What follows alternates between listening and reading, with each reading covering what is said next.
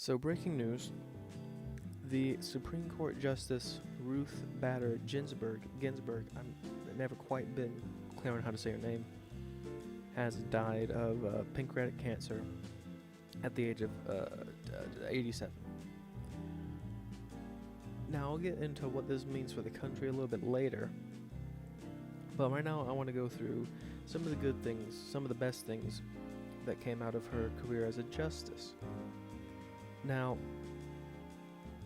unsurprisingly, probably, she is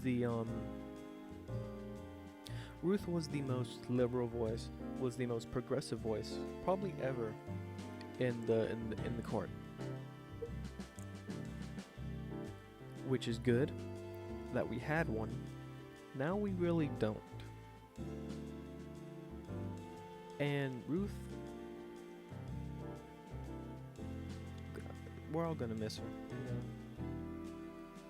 But Ruth fought really hard for LGBTQ rights, women's rights, and just sort of the rights for all people and of all people.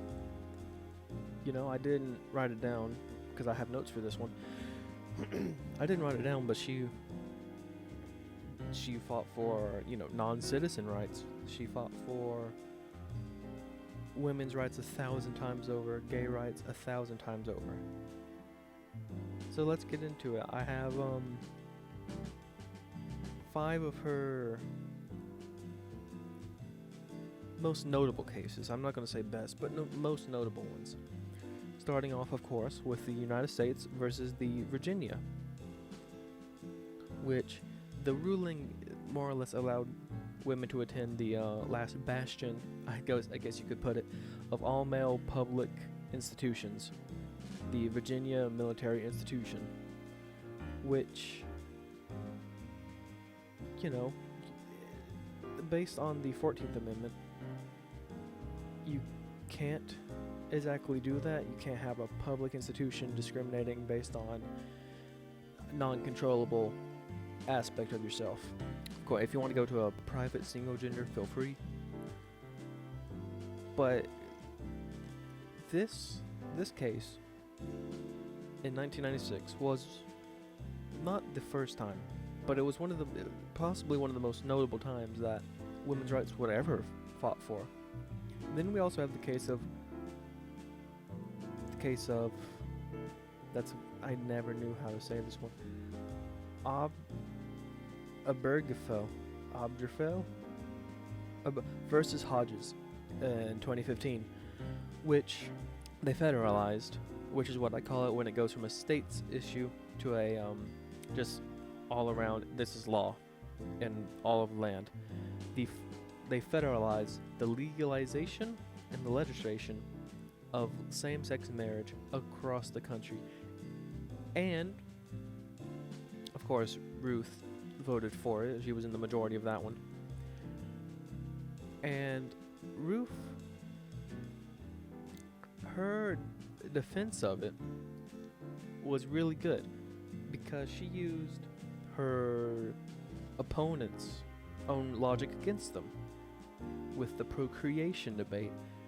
And the procreation debate was basically, gay people can't make more children because you can't make more children through, anal sex. But Ruth countered that with the same logic. An elderly couple, 70 plus, really 60 plus, cannot have a child. Shall we not allow them to marry? No. That's dumb. And Ruth was always a very large advocate for LGBTQ rights. She even officiated same-sex marriages. She's just a beautiful woman when it comes to the rights of protected categories, basically. Now, in Shelby County versus Holder, which is it's the Supreme Court case that more or less gutted the Voting Rights Act of 1965. I know I messed that word up. We're not going to talk about it. It more or less gutted that by overturning the preclearance law ruling, whatever you want to call it, that made it required for which made it required to get permission from either the Attorney General or a 3-judge panel in Washington, D.C. to change how voting works in that state. Specifically, I believe, county by county, but in that state as a whole, too. Now, this was an issue when they turned it over, because, as Ruth later pointed out, the new laws were very restrictive and very precocious, I guess. That I don't actually know how that word is supposed to be used. And it made it harder for poor and elderly black folks and Latinos to vote. Or Hispanics, I don't know, whichever you prefer. It made it hard for them to vote. And Ruth was a dissenting voice in this one, and her dissents are not quiet. She doesn't have the decorum, which is good. Decorum doesn't really do much anymore for these new generations of humans. Decorum is out of the window, which is one of the best things Trump has done. He broke the mold, albeit more. I'll say this, probably accidentally. He probably didn't mean to, but him being a reality show host, a comedian, it certainly helped break the mold. Now, Ledbetter versus Goodyear, Rubber and Tire Company, I think is the full name of it, but I just wrote Goodyear in my notes, from 2007. This was another one where she was a dissenting voice, mainly because she herself has dealt with the issue in this case. So a woman worked for Goodyear for 2 decades, 20 years. But she wasn't aware the entire time she was getting paid less. But as soon as she took it straight to the courts, and using the Civil Rights Act of 1964 said that she cannot be discriminated against purely because she's a woman.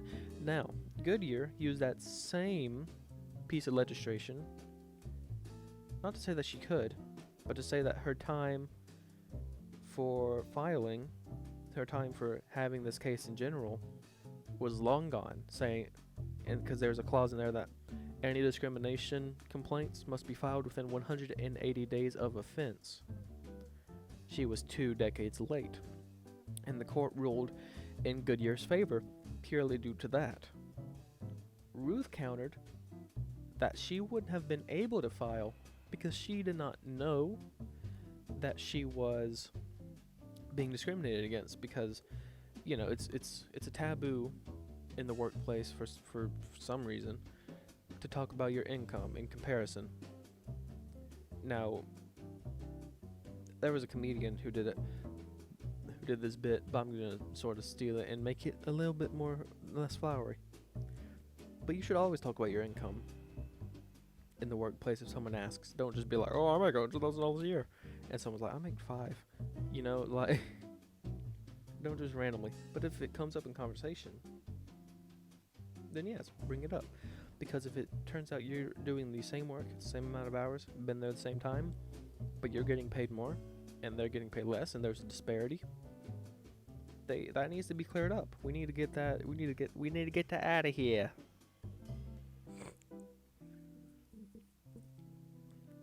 But anyway, yes, she was a dissenting voice in that one. Take a guess, it was a women's rights one. Now, this last case I'm going to talk about before I get into what it means, her seat's vacancy, what it means for the country, what it could mean for the country even. It's the Whole Woman's Health versus Helderstedt. I don't know how to say that, but I'm going to keep that from 2016, that case. Now, this case brought into question abortion rights, but specifically, it brought into question the Omnibus Abortion Bill from Texas, or HB2. And now this bill imposed strict restrictions on practitioners of abortion. My notes are dumb. I skipped half the paragraph I was gonna write. But yeah, so it imposed strict restrictions on abortions, so much so that a lot of people, I'm pretty sure, just stopped doing them. And Ruth countered that, and she was in the majority of this one. She wasn't dissenting. Ruth countered, stating, not in the majority opinion, she didn't write it this time, but she did a concurring opinion, and she openly said that it's beyond rational belief that HB2 could genuinely protect the health of women. Which she, later went on to say that if you don't let legal practitioners practice their abortions, you don't let it happen legally and regulated, then women are going to turn to illegal and illegitimate practitioners, which have a higher risk of health to the woman, to the fetus, to the doctor themselves. And you could get arrested for practicing it or for participating in it. Which is just not, it wasn't a good time. She also stated that she wouldn't take lightly any further actions or attacks on abortion.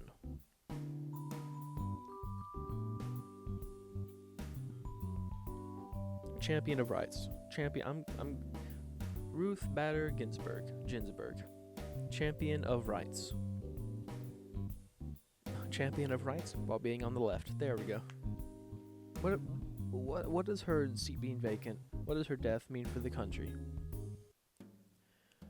Could mean a couple different things. Now, what the Democrats want, which would be the best option, they want the seat to stay vacant until January 20th, which is when the new president has been sworn in, or the old president has been resworn in. That's after the election. That's after he's been in office, whichever one it is. That's what the Democrats want, because they really hope that it's Joe Biden, although I feel like he wouldn't have the best choice either. He would have a better choice than Trump would, obviously, but he wouldn't have a good choice. He wouldn't pick a progressive choice like Ruth is. Sorry if you heard that. That was my stomach. I have not eaten in about a day. A full 24 hours. Anyway. But what conservatives want is Trump to just go ahead and pick it. And Mitch McConnell said whoever he picks, he'll just act on it. And he's the Senate Majority Leader. So, I don't know how. I don't know why. Why would they give the turtle? But yeah. So, I don't know. Either way, this country is going to be on fire. Like I said in the first video. Can we refund America for the last 20 years? Can we just refund it? Do we have the receipts? We threw it away. It was a gift. Can we exchange it? Please. I don't necessarily even want to see where this election's going. Can we just stay here? Can we pause time? Please? That'd be great.